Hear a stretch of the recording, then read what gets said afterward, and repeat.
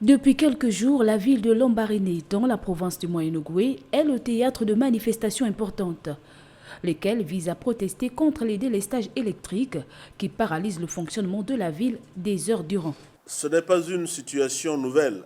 Les carences en énergie et les difficultés en approvisionnement en eau, certes, ne datent pas d'aujourd'hui. Cependant, il est clair, et nous l'aurons compris, que pour cette fois, les solutions qui sont apportées se veulent être durables. Dans la mission qui est la sienne, le ministre gabonais de l'énergie et des ressources hydrauliques, Jeannot Kalima, s'est alors très vite rendu sur place à Lambaréné pour toucher du doigt et apprécier les réalités des Migovéens. Première étape, la visite des unités de production aussi bien en eau qu'en électricité dans cette ville du centre du Gabon. Mon sentiment est mitigé pour la simple raison que sur 4 groupes qui doivent normalement fonctionner sur la ville de Lambaréné, produire 5 MW, nous avons un seul groupe qui fonctionne. Les raisons de ces délestages étant connues, des solutions palliatives ont également été trouvées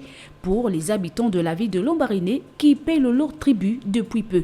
Les instructions qui ont été données à la Société d'énergie et d'eau du Gabon pour rétablir, ou du moins de façon palliative, la situation de la ville, des groupes ont été donc loués en secours pour pallier donc ce manquement. En présence du gouverneur de la province du Moyen-Ogooué, Abdoul Razak Kambogo, instructions ont donc été données à Dame et SG pour qu'à l'horizon fin décembre, les groupes électrogènes qui doivent normalement fonctionner dans la ville du Grand Blanc soient rapidement opérationnels et que ces coupures intempestives d'électricité ne soient plus qu'un lointain souvenir.